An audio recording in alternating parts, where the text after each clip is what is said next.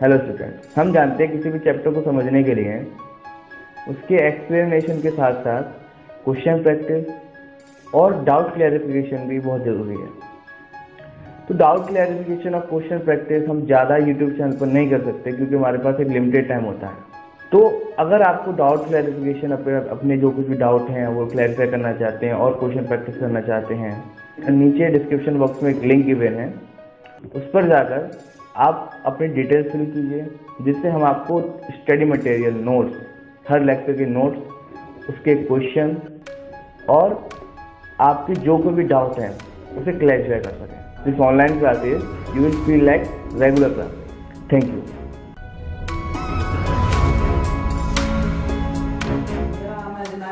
आप देख रहे हैं द गुरुकुल एजुकेशन हब। आज हम आपको केमिस्ट्री का 10th क्लास का सेकंड चैप्टर लेकर आए हैं, that is acid and base. तो आइए समझते हैं एसिड और बेस के बारे में क्या होते हैं। तो आज के इस लेक्चर में मेनली हम आपको एसिड के बारे में बताएंगे, एसिड क्या होता है और एसिड को किस तरह से क्लासिफाई किया गया है, इनके बारे में बताएंगे। तो ये टॉपिक जो आज आपको बताया जाए काफी इंपॉर्टेंट है। आप जो भी बताया जाए उनको नोट डाउन कीजिए और समझते चलिए आगे। तो आगे चलते हैं और जानते हैं एसिड क्या होता है। तो बेटा एसिड के बारे में जानते हैं, इसकी छोटी सी डेफिनेशन दे देते हैं। एसिड की डेफिनेशन क्या होती है? तो वैसे तो जब आप लोग आगे चलेंगे, थोड़ा हाई क्लास में जाएंगे 11th-12th में, तो आपको पता चलेगा कि एसिड की 3 थ्योरी होती है, आर्हेनियस, ब्रोस्टन-लॉरी एंड लुईस थ्योरी। ये 3 थ्योरी होती हैं जो हमको एसिड के बारे में बताती हैं। जैसे जैसे जब एसिड के बारे में पहले पता चला तो धीरे धीरे थ्योरीज आई, तो ये 3 थ्योरी मेनली हमको पढ़नी पड़ती है, आर्हेनियस, ब्रोस्टन-लॉरी एंड लुईस थ्योरी। लेकिन जब आप लोग बोर्ड की बात करते हैं, 10th बोर्ड की बात करते हैं आपके लेवल की, तो आपको सिर्फ एक थ्योरी पढ़नी पड़ती है, वो होती है आर्हेनियस थ्योरी। आर्हेनियस थ्योरी क्या कहती है एसिड के बारे में? तो आर्हेनियस थ्योरी क्या कहती है एसिड के बारे में, एसिड एक्चुअली क्या होते हैं, तो इसके बारे में जानते हैं लोग। तो हम लिखते हैं यहाँ पे according to Arrhenius theory, according to Arrhenius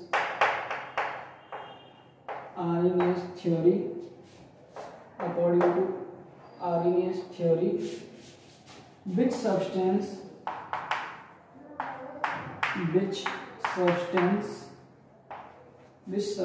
release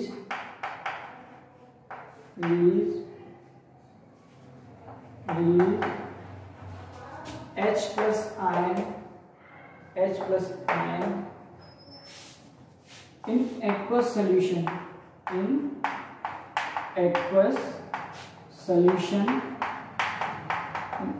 solution, are known as acid। ये डेफिनेशन है, प्रॉपर डेफिनेशन एसिड की, कि एसिड एक्चुअली क्या होती है। तो इसको सिंपल लैंग्वेज में अगर क्लासिफाई किया है तो आर्हेनियस के अकॉर्डिंग ऐसे सब्सटेंस जो एक्वस सॉल्यूशन में डालने पर H प्लस आयन रिलीज करते हैं, वो एसिड कहलाते हैं। आर्हेनियस का ये कॉन्सेप्ट था कि ऐसा कोई भी सब्सटेंस जो आप एक्वस सॉल्यूशन, तो आप जानते हैं कि भाई एक्वस सॉल्यूशन क्या होता है, जिसमें वाटर सॉल्वेंट होता है। भाई आपने एक सॉल्यूशन लिया जिसमें सॉल्वेंट क्या होता है, वाटर। आपको बताइए सॉल्यूशन 2 चीजों से मिलकर बनाता है, सॉल्वेंट और सॉल्यूट। तो अगर किसी भी सॉल्यूशन में अगर सॉल्वेंट वाटर होता है तो उसको कहा जाता है एक्वस सॉल्यूशन। तो आपको एक चीज ये बता दें कि ऐसे सब्सटेंस, कोई भी सब्सटेंस हो, आपने उसको वाटर में डाला, तो अगर उसने H प्लस आयन प्रोड्यूस किए, H प्लस आयन अगर वो प्रोड्यूस करता है तो वो सब्सटेंस क्या होगा, वो क्या कहलाएगा, एसिड। तो ये प्रॉपर डेफिनेशन होती है आर्हेनियस का एक कॉन्सेप्ट है कि अगर कोई भी सब्सटेंस अगर आप वाटर में डिसॉल्व करते हैं एक्वस सॉल्यूशन में, अगर वो H प्लस आयन रिलीज करता है, तो वो एसिड कहलाता है। तो ये बहुत सिंपल सी डेफिनेशन है आर्हेनियस की कॉन्सेप्ट के अकॉर्डिंग। अब आगे एक चीज आपको बताया थी, कभी कभार आपको बता देते हो, ये पुराना कॉन्सेप्ट है H प्लस आयन का, कि कोई भी एसिड होगा H प्लस आयन देगा। लेकिन अब जब मॉडर्नाइजेशन हो गया हमारे सिलेबस का, हमारे केमिस्ट्री का, थोड़ा सा तो इसमें एक और चीज आ जाती है कि ऐसे सब्सटेंस जो एक्वस सॉल्यूशन में H3O प्लस, यहाँ पर हम और करके ये भी कर सकते हैं, आयन तो बना ही रहेंगे यहाँ पे, हम यहाँ पर H3O प्लस भी कर सकते हैं, H3O प्लस आयन। मतलब या तो कोई आप जनरली आप लोग H प्लस ही कहिएगा। आपसे अगर डेफिनेशन लिखने के लिए आए तो आप H प्लस ही कहिएगा कि हम जो ऐसे सब्सटेंस जो एक्वस सॉल्यूशन में H प्लस आयन देते हैं वो एसिड कहलाते हैं।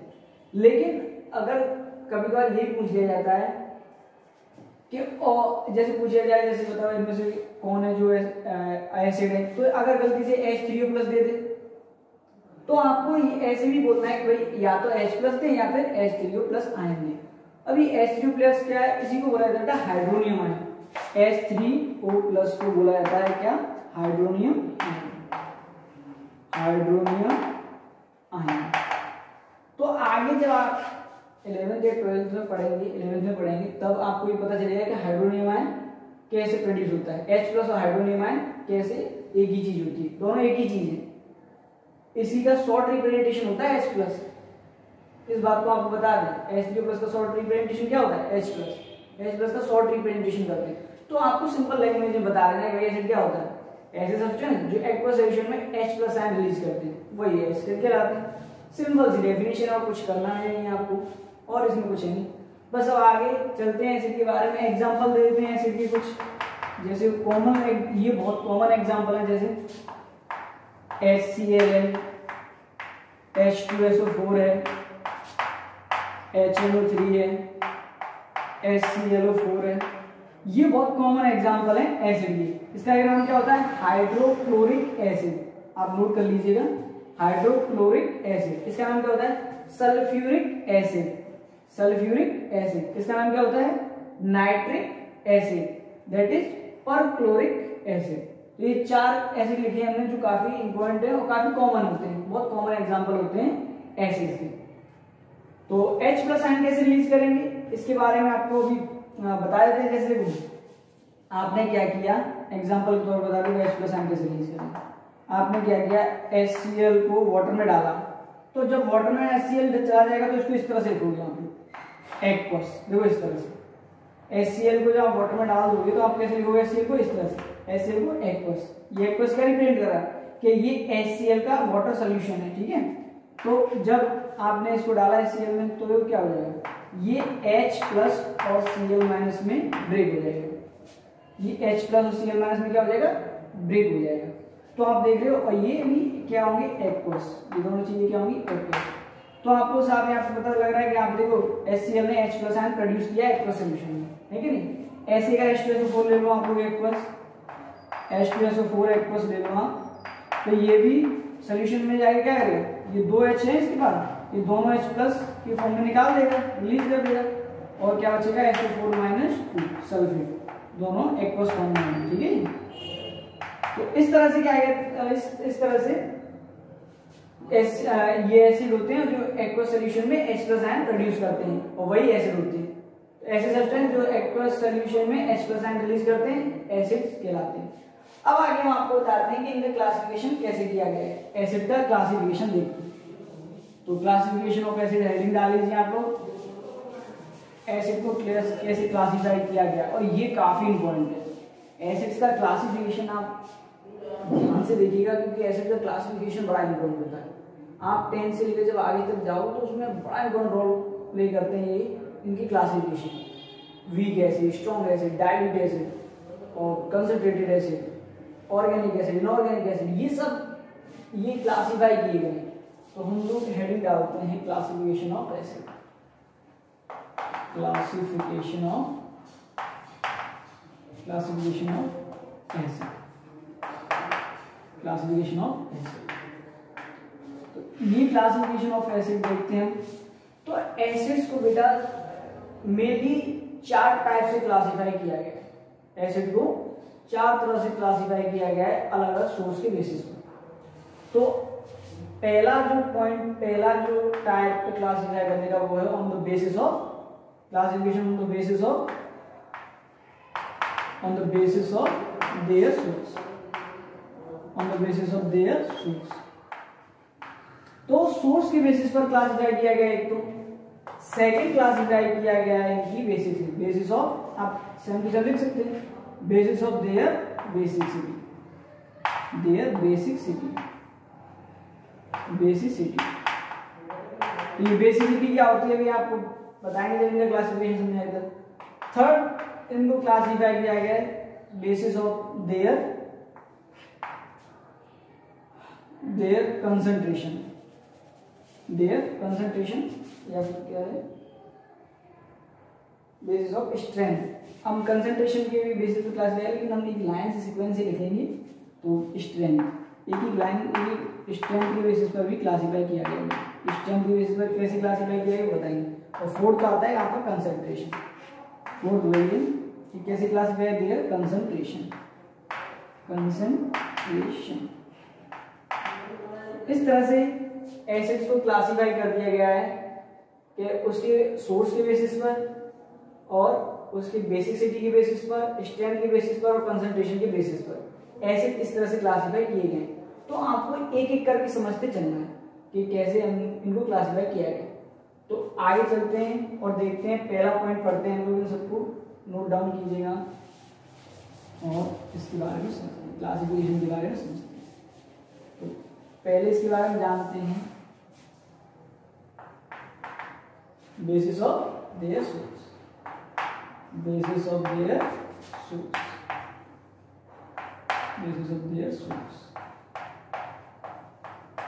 बेटा ये सोर्स के बेसिस पर ये दो टाइप्स के होते हैं एसिड। सोर्स के बेसिस पर दो टाइप के होते हैं, organic acid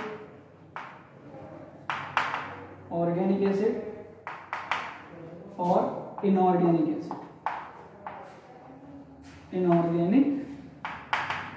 acid.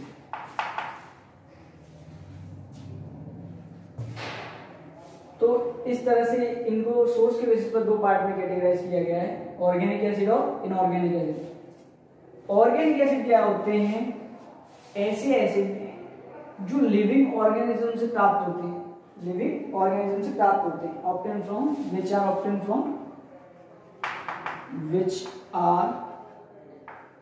obtained from living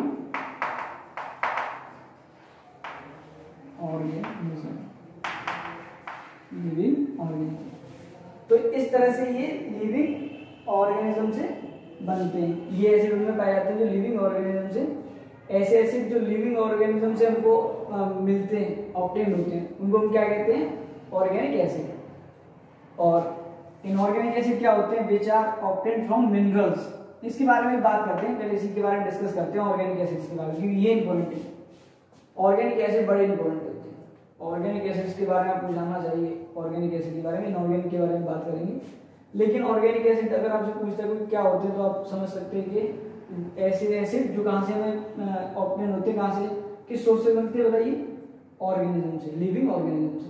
तो उनको हम क्या कहते हैं, ऑर्गेनिक एसिड। इसके कुछ एग्जाम्पल होते हैं बेटा, बहुत अच्छे एग्जाम्पल है इसके, कुछ बहुत अच्छे एग्जाम्पल आपको करा रहे हैं। जैसे आपको बताया जाए एसिटिक एसिड,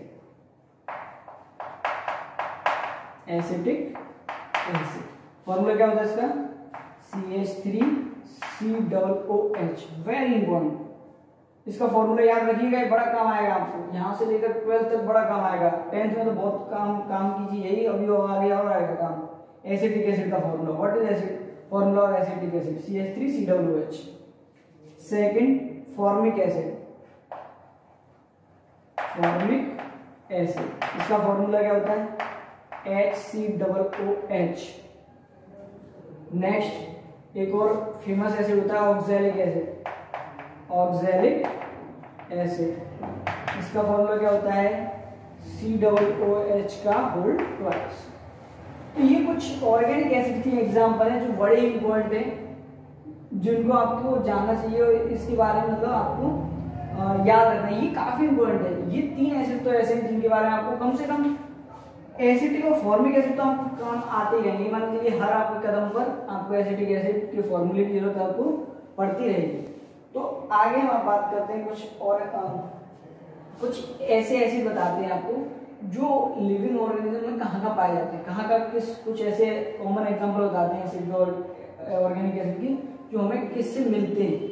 जैसे एग्जांपल के तौर पर कहाँ मिलते हैं, कहाँ पाए जाते हैं, तो उनके बारे में एक एक करके डिस्कस कर लेते हैं, ठीक है। इसको साफ कर देते हैं। तो जैसे कुछ एग्जांपल हमारे पास लिखे हुए हैं तो उनके बारे में बताया, जैसे कि एग्जांपल के तौर पर बताएं हम आपको, जैसे एसिटिक एसिड कहाँ पाया जाता है देखते हैं। एसिटिक एसिड क्या मिलता है बताओ, माइक्रो ऑर्गेनिज्म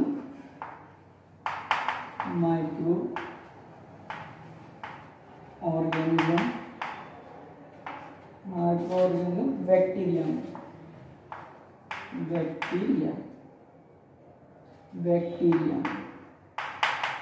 ओके। तो ये इस तरह से, ये इसलिए हम जानबूझ के आपको करा रहे हैं क्योंकि इस तरह के क्वेश्चन जब आप एनटीएससी के एग्जाम वगैरह दोगे तो उनमें ये क्वेश्चन पूछे गए कई बार, इसलिए हम आपको ये नोट डाउन करा रहे हैं। बल्कि बोर्ड वगैरह में शायद ऐसे क्वेश्चन नहीं पूछे जाते, जानबूझ के हम आपको इसलिए करा रहे हैं। कुछ अगर आप में से कुछ स्टूडेंट है एनटीएससी के एग्जाम वगैरह देना चाहें तो उनमें ये क्वेश्चन पूछे गए हैं कि बताइए इनमें से कौन सा एसिड है जो बैक्टीरिया में पाया जाता है, इनमें से कौन सा एसिड है जो फलाने में पाया जाता है, इस तरह से क्वेश्चन पूछे जाते हैं।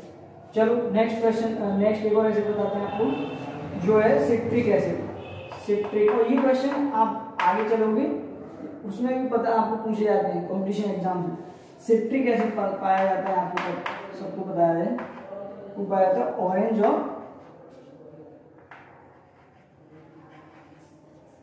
ऑरेंज एंड लेमन में।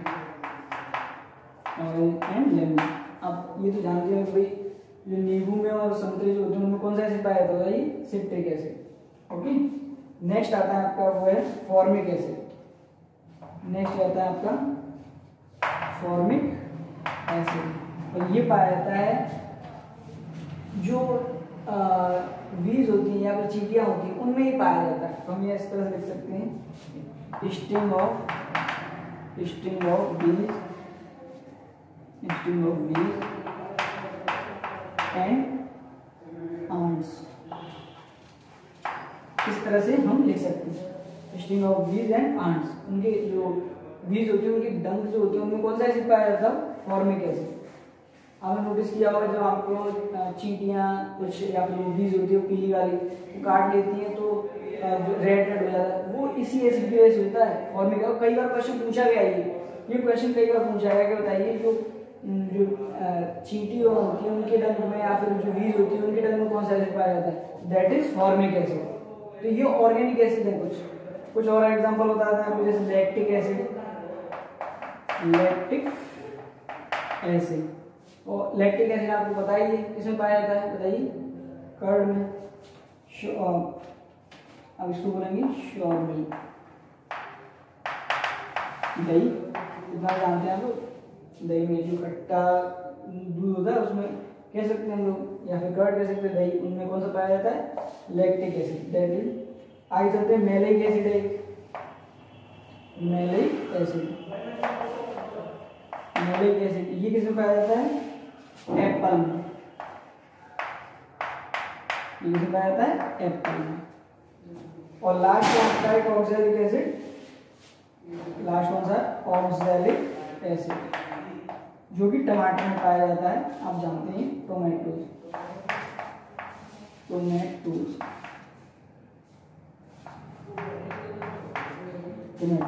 तो ये देखिए इस तरह से हमने जानबूझ के आपको लिखाई है सभी चीजें, क्योंकि इम्पोर्टेंट इसलिए लिखाएंगे तो कोई मतलब नहीं बनता इनको लिखाने का, तो इसलिए लिखेंगे कि आप इनको नोट करें तो आपके लिए काम की चीजें सभी। एसिटिक एसिड किसमें पाया जाता है, बैक्टीरिया में। सिट्रिक एसिड ऑरेंज और लेमन में पाया, सभी कॉमन, बहुत कॉमन चीजें हैं ये, बहुत बार पूछी जाती है, कई बार पूछी गई है, इसलिए हम आपको इसके बारे में बता रहे हैं।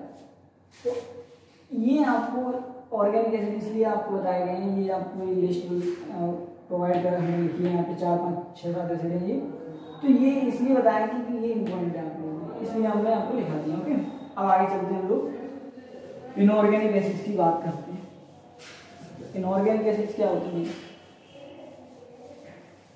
इनऑर्गेनिक एसिड्स के बारे में ये कह सकते हैं कि विच आर ऑब्टेन्ड फ्रॉम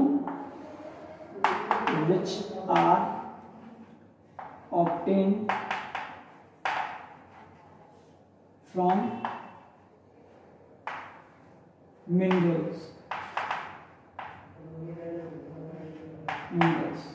तो ये इनऑर्गेनिक एसिड की ये डेफिनेशन होती है कि ऐसे एसिड जो हमको कहाँ से ऑब्टेन होते हैं बताइए, मिनरल्स से मिलते हैं, उनको क्या कहते हैं, इनऑर्गेनिक एसिड कहते हैं। मिनरल्स तो हम जानते हैं, तो इसलिए इनको इनऑर्गेनिक एसिड को मिनरल एसिड भी कहा जाता है। इन इनऑर्गेनिक एसिड को इसलिए मिनरल एसिड भी कहा जाता है क्योंकि मिनरल से हमें मिलते हैं। इनकी कॉमन एग्जांपल कुछ इस तरह से है, जैसे H2SO4 है, H2SO4 है, HNO3 है। इस तरह से ये हमें ये कुछ कॉमन एग्जांपल है 2-3 जो मैं आपको बता देंगे। H2SO3 H2SO3 है, सॉरी कार्बोनिक एसिड बोलते हैं इसको। तो ये कुछ एग्जांपल है कॉमन जो इनऑर्गेनिक एसिड्स के एग्जांपल है। ओके, तो इस तरह से हमने आपको बताया सोर्स के बेसिस पर एसिड दो पार्ट में कैटेगराइज किया गया, ऑर्गेनिक एसिड, इनऑर्गेनिक एसिड। और ऑर्गेनिक एसिड आपको बताया लिविंग ऑर्गेनिज्म से मिलते हैं और इनऑर्गेनिक मिनरल में मिलते हैं। ओके, इनके एग्जांपल मैंने आपको बताया। अब सेकंड पर चलते हैं, सेकंड ऑप्शन पर, देयर बेसिसिटी। बेसिसिटी क्या होती है? Basis of their basicity.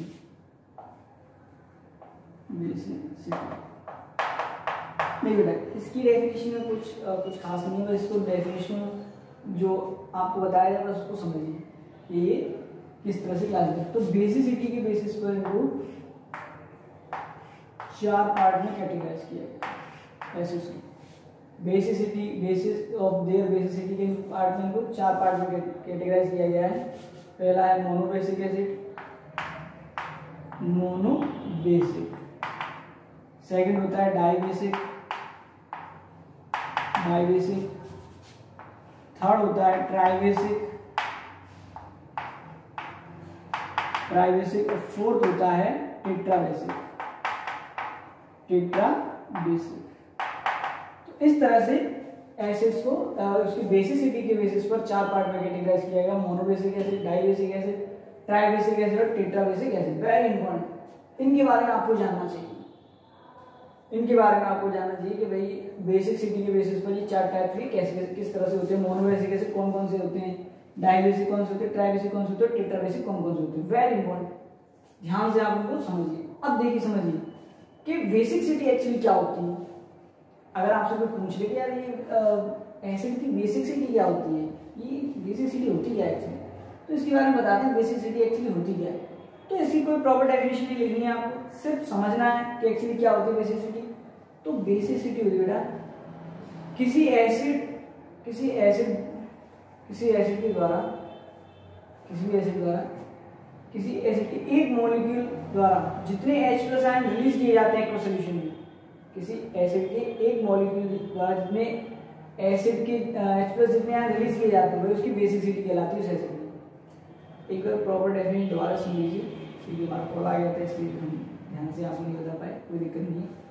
तो आपको दोबारा से बताते हैं और आपको ये बता देते हैं कि बेसिसिटी क्या होती है। किसी एसिड के एक मॉलिक्यूल के द्वारा जितने H+ आयन एक्वस सॉल्यूशन में रिलीज किए जाते हैं वो उसकी बेसिसिटी कहलाती है। जैसे अगर कोई एसिड एक्वस सॉल्यूशन में एक H+ आयन रिलीज करता है, अगर कोई एसिड एक्वस सॉल्यूशन में एक H+ आयन रिलीज कर रहा है तो उस एसिड को कहा जाता है बेटा मोनोबेसिक एसिड। समझ रहे हैं आप इसको? अगर कोई एसिड अपने एक्वस सॉल्यूशन में एक H+ आयन रिलीज कर रहा है तो ऐसे एसिड को कहा जाता है मोनोबेसिक एसिड। एग्जांपल के तौर पे हम आपको बता रहे हैं जैसे HCl, HNO3, HClO4, ये एसिड है जिनकी बेसिसिटी 1 होती है। कैसे? ये जब आप इनको वाटर में डालोगे, एक्वस सॉल्यूशन में डालोगे तो ये एक H+ आयन रिलीज करेंगे प्लस Cl माइनस, है कि नहीं? ऐसे आप HNO3 को डालो वाटर में, देखो एक्वस बनाओ, चलो इसको एक्वस, ठीक है? तो कितने H+ आयन देगा बताओ? एक H+ ion plus NO3 minus, है कि नहीं? तो इस तरह से आप देखिए मोनोबेसिक एसिड की एक खास बात होती है कि वो एक्वस सॉल्यूशन में सिर्फ एक H+ आयन प्रोड्यूस करेंगे, उन्हीं को हम क्या कहते हैं बताओ? Monobasic acid. तो ऐसे एसिड जो एक्वस सॉल्यूशन में सिर्फ एक H+ आयन देंगे उनको क्या कहेंगे हम लोग? Monobasic acid. अब जब आप इनको समझ सकते हो तो डाइबेसिक को तो आसानी से समझ सकते हो। अब एक चीज और आपको इसमें एक खास बात बता देते हैं मोनोबेसिक एसिड की, वो ये है बेटा, ये इंपॉर्टेंट है कि जो मोनोबेसिक एसिड होते हैं वो एक ही स्टेप में अपना एक H+ आयन ले लेते हैं, सिर्फ एक ही स्टेप लेते हैं। ये एक ही स्टेप होता है जिसमें अपना ये H+ आयन वो रिलीज कर देते हैं। ओके, तो ये इसमें एक खास बात। अब डाइबेसिक एसिड की बात करते हैं। तो डाइबेसिक एसिड क्या होते हैं? ऐसे एसिड जो एक्वस सॉल्यूशन में दो H+ आयन देते हैं, दो H+ आयन रिलीज करते हैं, उनको हम क्या कहेंगे बताओ? Dibasic acid. ऐसे एसिड जो एक्वस सॉल्यूशन में दो H+ आयन रिलीज करते हैं उनको हम क्या कहेंगे? Dibasic acid. और इसके बहुत अच्छे एग्जांपल हम ले सकते हैं H2SO4, sulphuric acid, carbonic acid, है कि नहीं? और ले लो इसमें एग्जांपल आप लोग ऑक्सैलिक एसिड ले लो, COOH का होल ट्वाइस। ऑक्सैलिक एसिड का फॉर्मूला होता है ये, इसी को हम इस तरह से रिप्रेजेंट कर सकते हैं। तो इसका स्ट्रक्चर इस तरह से होता है कुछ ऑक्सैलिक एसिड का, ठीक है? तो इसलिए डाइबेसिक एसिड होता है। अब देखो डाइबेसिक एसिड, ये तो कॉमन एग्जांपल भैया, आपको क्वेश्चन पूछा बताओ इनमें से कौन डाइबेसिक एसिड है, इनमें से कौन मोनोबेसिक एसिड है, आप आसानी से पता कर सकते हो। लेकिन अगर गलती से क्वेश्चन, अगर कभी ये इसमें से क्वेश्चन जो अच्छा क्वेश्चन बनता है वो क्वेश्चन बनता है बेटा, वो होता है ये HF। ये HF कैसा एसिड है? HF कैसा एसिड है? तो यहां से तो आपको लग रहा होगा कि भाई एक है इसके पास, तो एक ये मोनोबेसिक एसिड होगा, है कि नहीं? आपको लग रहा होगा, लेकिन ऐसा नहीं है। बहुत अच्छा क्वेश्चन, कई बार पूछा गया आपके एग्जाम्स में। ये HF जो होता है कोई मोनोबेसिक एसिड नहीं होता है, ये एक डाइबेसिक एसिड होता है। क्या होता है बताओ? ये एक डाइबेसिक एसिड होता है। लेकिन आपको दिखाइए कि एच दे रहा है देखो इसमें, लेकिन ये आपको बता दें HF के फॉर्म में नहीं पाया जाता, ये अपने डाइमर के फॉर्म में पाया जाता है। इसके दो मॉलिक्यूल ये H2F2 के फॉर्म में पाया जाता है। किस फॉर्म में पाया जाता है?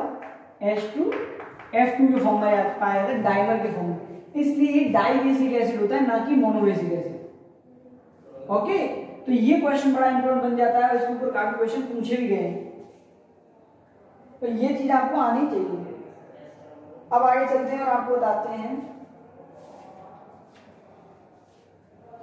इसके कुछ, जैसे दो, ये डाइबेसिक के बारे में बताया आपको, जैसे दो H+ आयन कैसे रिलीज करेंगे। जैसे H2SO4 को आपने वाटर में डाला, H2SO4 को आपने वाटर में डाला, देखो कैसे रिलीज करते हैं बताओ?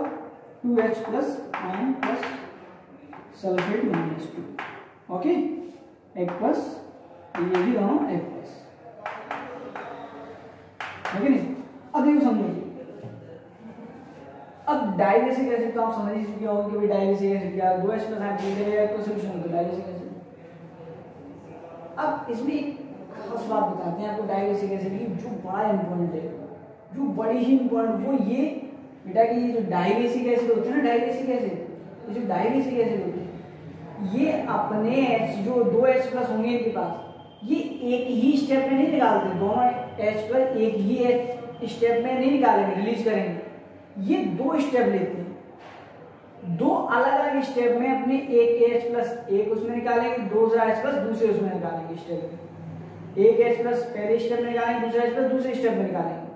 इस तरह से ये दो स्टेप में अपने H+ आयन रिलीज करते हैं। ये बड़ी इंपॉर्टेंट बात है। कैसे इनको साफ कर सकते हैं, कोई दिक्कत तो नहीं है आपको? भाई मोनोबेसिक एसिड के एग्जांपल तो यहाँ पे साफ कर लेते हैं, इनको कोई दिक्कत नहीं है। तो इसमें आपको एक बात याद ये रखनी है कि कोई भी डाइबेसिक एसिड होता है वो दो स्टेप में अपने H+ आयन रिलीज करता है, दो स्टेप में अपने H+ आयन रिलीज करता है। पहले स्टेप में एक H+ आयन देता है, एक H+ प्लस, अब एक H बचा हुआ तो उसके पास क्या बचेगा? HSO4 माइनस, ये तो बचेगा दोनों H+, ये भी H+, ये भी H+, ठीक है? ऐसे ही H+ जब फिर दूसरे, ये पहला स्टेप हो गया, फर्स्ट स्टेप, और फिर सेकंड स्टेप में HSO4 माइनस रिलीज कर देगा, H+ और SO4 माइनस, H+, ये भी H+ और ये भी H+, ठीक है? तो ये दो स्टेप लेते हैं। डाइबेसिक एसिड जो होते हैं उसमें दो स्टेप लगते हैं, दो H+ आयन रिलीज में। तो सर इसमें कौन सी बड़ी बात है? दो H+ आयन रिलीज करें तो क्या दिक्कत है इसमें? दिक्कत है, दिक्कत क्या है?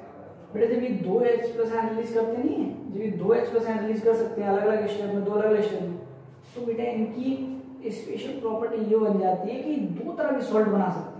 वेरी इंपॉर्टेंट, आप इस बात का ख्याल रखना है कि डाई बेसिक एसिड में ये प्रॉपर्टी होती है कि उनमें 2 टाइप के सॉल्ट बनाने की प्रॉपर्टी होती है, 2 टाइप के सॉल्ट बना सकते हैं। कैसे?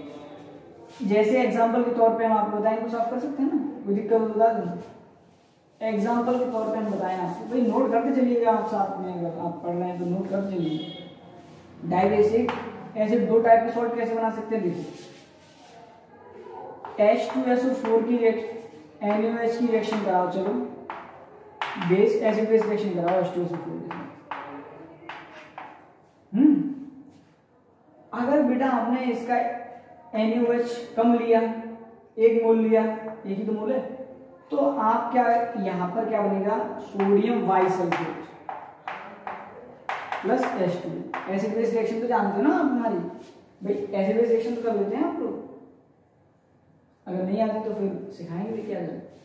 एसिड बेस रिएक्शन अगर पहला स्टेप अगर इस तरह से आप देखेंगे, पहले स्टेप में अगर आप NaOH कम लोगे, 1 मोल लोगे, तो देखो उसमें सोडियम बाइसल्फेट बनेगा, एक टाइप का सॉल्ट। अगर आपने NaOH भरपूर ले लिया, झिक्के ले लिया, तो H2SO4 से रिएक्शन करा दी, तो 2 मोल ले लिया आपने, तो Na2SO4 बन जाएगा।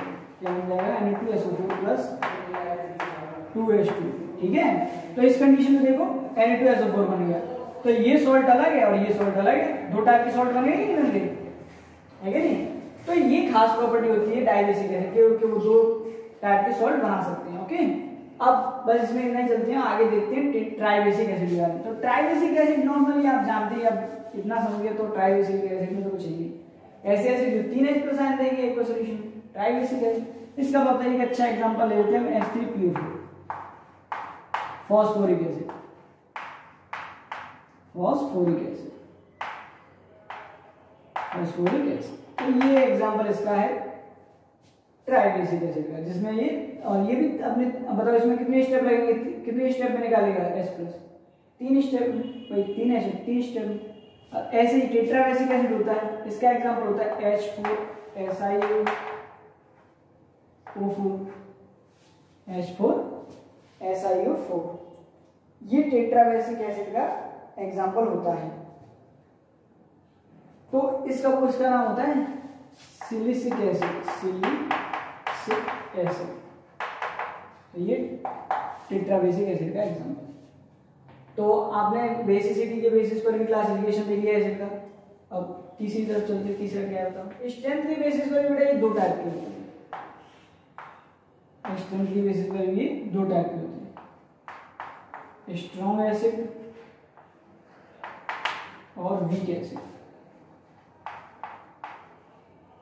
वीक एसिड, अब देखो हर क्लासिफिकेशन कुछ ना कुछ सिखा रहा है आप लोगों को, हर क्लासिफिकेशन एसिड का कुछ ना कुछ बता रहा है, और सभी जितने भी क्लासिफिकेशन है सब की जरूरत पड़ती है हमको आगे चलकर। हर क्लासिफिकेशन हमें देखो ऐसे आएगा, मोनोबेसिक एसिड है, ये मोनोबेसिक एसिड होता है, डाइबेसिक एसिड होता है, ऐसे क्वेश्चन में लिख कर आता है, ऐसी चीजें सभी ये चीजें लिख कर आती हैं। तो आपको पता होना चाहिए भाई ये मोनोबेसिक क्या है, ट्राइबेसिक क्या है, ये सब चीजें आपको पता होनी चाहिए। ओके, और ऑर्गेनिक एसिड क्या होते हैं या फिर इनऑर्गेनिक एसिड क्या होते हैं, ये सभी चीजें आपको पता होनी चाहिए, इसलिए क्लासिफिकेशन समझा रहा है। अब स्ट्रेंथ के बेसिस पर बेटा स्ट्रॉन्ग एसिड 2 टाइप के होते हैं, strong acid and weak acid. अब इनको हम कैसे समझें? तो ऐसे एसिड पे स्ट्रॉन्ग एसिड के बारे में समझते हैं, स्ट्रॉन्ग एसिड क्या होते हैं, स्ट्रॉन्ग एसिड क्या होते हैं। तो इनके बारे में आपको सीधा साफ पॉइंट ये बता देते हैं कि ऐसे एसिड जो एक्वस सॉल्यूशन में कंप्लीटली आयनाइज हो जाए, कंप्लीटली डिसोसिएट हो जाए अपने आयंस में, वो क्या कहलाते हैं? Strong acid. ऐसे एसिड जो आयंस में कंप्लीटली ब्रेक हो जाते हैं एक्वस सॉल्यूशन में, वही क्या कहलाते हैं? Strong acid. कोई दिक्कत हो बता दीजिए। इनके एग्जांपल देखें, जैसे HCl एक्वस, जब HCl को आप वाटर में डालोगे, डिसॉल्व करोगे, तो ये कंप्लीट ब्रेक हो जाएगा H+ और Cl-, ये एक्वस और ये भी एक्वस बनेगा। ठीक है, तो HCl को आपने वाटर में जैसे डिसॉल्व किया, तो ये आपने देखा ये कंप्लीटली टूट गए, ये पूरा H प्लस दिया, इसमें पूरा Cl माइनस दिया, कंप्लीटली ब्रेक हो गए। एग्जाम्पल के तौर पर और देख लो, H2SO4 देख लो, H प्लस पानी डाल दो इसमें, 2H प्लस निकाल दो एक ही बार में, और SO4 minus 2 plus H plus.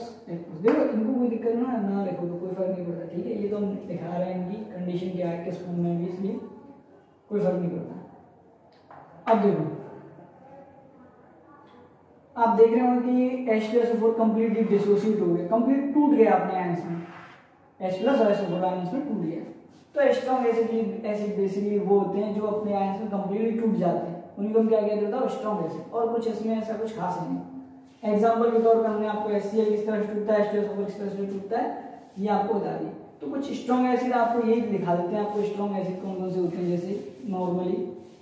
तो इसमें सबसे अच्छा एग्जांपल सल्फ्यूरिक एसिड है, याद आता है, सल्फ्यूरिक एसिड है, नाइट्रिक एसिड है स्ट्रॉन्ग एसिड में, और HCl है, HBr है, हाइड्रोक्लोरिक एसिड, हाइड्रोब्रोमिक एसिड, और HClO4 है, इसको परक्लोरिक एसिड बोलते हैं, क्या बोलते हैं इसको, परक्लोरिक एसिड।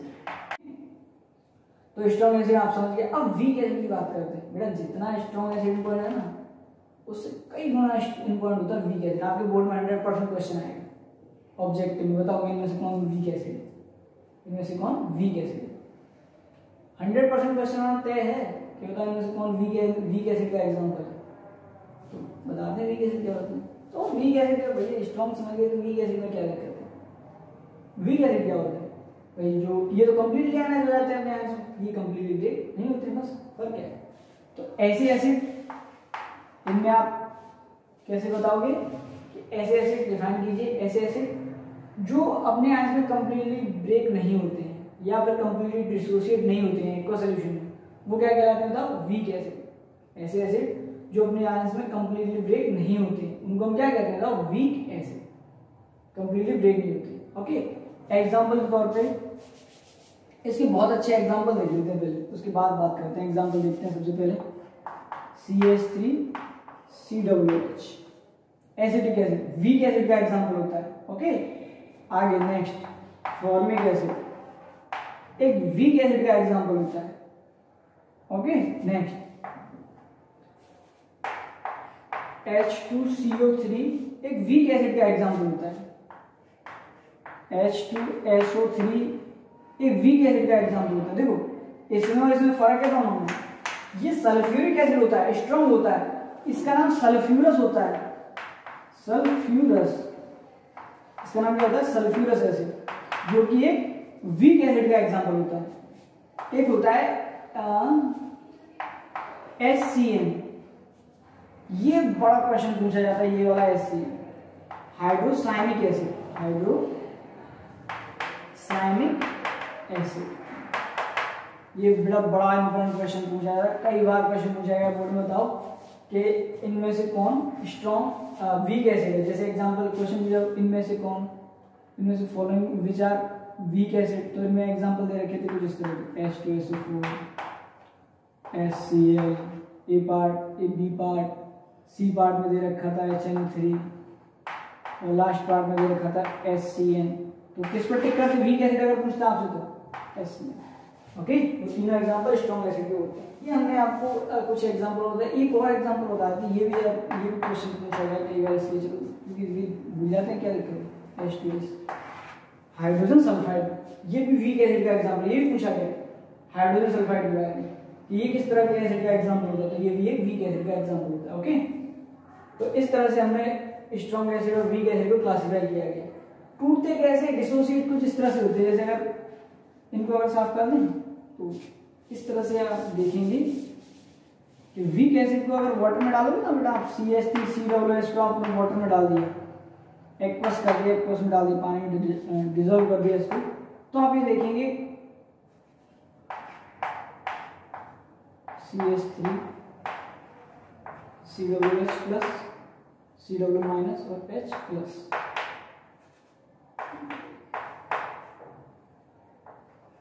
देखो तो ये ये जो आप ये आपको दिखाई दे रहा है ना, ये CH3COO माइनस और ये H+, आपको लग तो रहा होगा कि भाई ये सर इसमें तो देखो ये अलग अलग दिखाए हैं आपने, टूट रहे हैं ये भी कम्प्लीटली, लेकिन ऐसा नहीं होगा, ये कम्प्लीटली ब्रेक नहीं हुए। ओके, ये बहुत आप यहाँ पे देखोगे कि ये CH3COOH है, ये यहाँ पे कितना ब्रेक हुआ पता है आपको? बिल्कुल ना के बराबर, ना के बराबर टूटा है ये, लेकिन हम दिखाते जानबूझ के इसलिए कि चलो थोड़ा बहुत डिसोसिएशन हुआ, कुछ तो टूटे होंगे तो कुछ इस तरह से टूटे होंगे, कुछ इस तरह से ब्रेक हुए होंगे। लेकिन आप इसमें याद ये रखिएगा कि भाई ये यहाँ पे जो बने हैं यहाँ पे, इनकी जो अमाउंट होगा, इनकी जो क्वांटिटी होगी वो बहुत कम होगी, ना के बराबर होगी। अभी आपको मोल के बारे में थोड़ा सा आइडिया नहीं है, नहीं तो आपको मोल के टर्म्स में समझाते कि ये कितना बना है। अगर आप देखें तो यहाँ पर अगर ये 1 मोल है ना, तो बेटा यहाँ पर ये बिल्कुल ना के बराबर बना होगा, मतलब 0.11 मोल के आसपास पॉइंट्स में चला गया होगा, ये भी बहुत कम बनता है।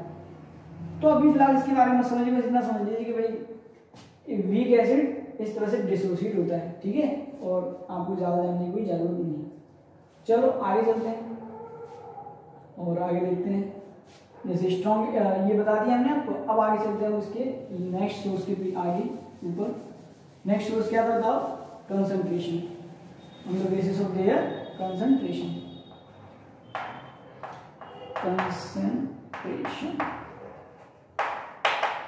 तो कंसंट्रेशन, अब देखिए आपको ऐसा लग रहा होगा सर ये कितने टाइप के एसिड होते हैं, ऐसा कुछ नहीं बेटा, ये तो क्लासिफिकेशन है। अभी आप लेवल की शुरुआत है, लेवल है, तो भाई वहाँ पे आपको ये समझाना पड़ेगा कि भाई strong acid, weak acid, dial, ये सब, तो ये इसलिए समझाना पड़ रहा है कि ये शुरुआत है। बाकी आप आगे चल पड़ोगे तो ये सारी चीज़ पढ़ने का बोल रहा हूँ, ऑटोमेटिकली समझ में आ जाती है। तो ये शुरुआत में इसलिए पढ़ा रहे हैं क्योंकि बोर्ड में पूछी जाती है, इसलिए पढ़ाना पड़ रहा है। तो ये भी दो इनकी इसके बेसिस पे भी एसिड को 2 पार्ट में कैटेगराइज किया गया है, that is concentrated acid,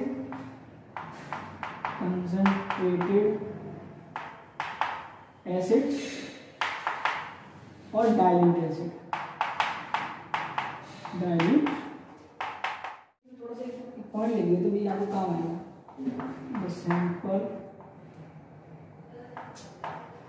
the sample of acid contain, please जहाँ पे जरूरत पड़ती है थोड़ा बहुत नोट कराने तो करा देते हैं ताकि कुछ आपको समृद्धि मिले।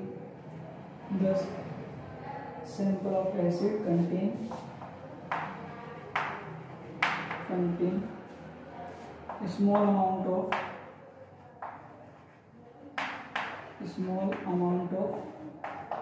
water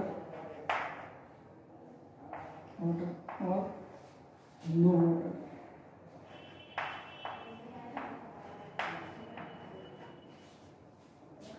तो कंसंट्रेटेड एसिड में देखो ये लिखा है, the sample of acid contain small amount of water और नो वाटर, मतलब ऐसे एसिड जिसमें वाटर का जो अमाउंट है वो बहुत कम हो। भाई किसी भी एसिड में आप वाटर डाल रहे हो, उसमें मिलाया हमने थोड़ा बहुत, तो अगर वो उसमें अमाउंट वाटर का अमाउंट बहुत कम है या फिर ना हो, तो ऐसे एसिड को बोला जाता है कंसंट्रेटेड एसिड। ऐसे एसिड को क्या बोला जाएगा बताओ? Concentrated acid. ऐसे एसिड जिनमें वाटर का अमाउंट बहुत कम होता है उनको क्या कहते हैं हम लोग? Concentrated acid.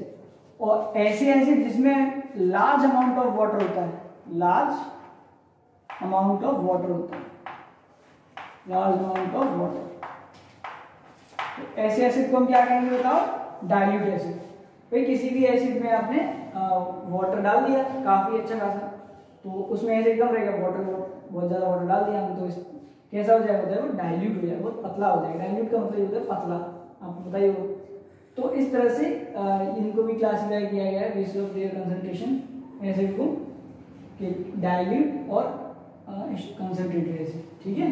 तो इनके एग्जांपल ऐसा कुछ नहीं है, वो तो बनाने के ऊपर होता है, डिपेंड करता है कि हम इनको किस तरह से बनाते हैं, किस टाइम पे बनाते हैं। ओके, तो इसमें इस तरह से हमने आपको इनकी आपको कंसंट्रेशन की इसकी बताया कि भाई किस तरह से क्लासिफाई किया गया है एसिड्स को, ताकि आपको चीजें समझ में आ सके। अब नेक्स्ट लेक्चर में हम आपको एसिड की केमिकल प्रॉपर्टीज के बारे में बताएंगे, बेस के बारे में बताएंगे और बेस की केमिकल प्रॉपर्टीज के बारे में बताएंगे। तो नेक्स्ट लेक्चर में मिलते हैं। आज के लिए बस इतना ही, इन वीडियो को नोट कीजिए आप और ध्यान से एक चीज़ को पढ़िए, क्योंकि बड़ा ही इम्पोर्टेंट लेक्चर है आप लोगों के लिए।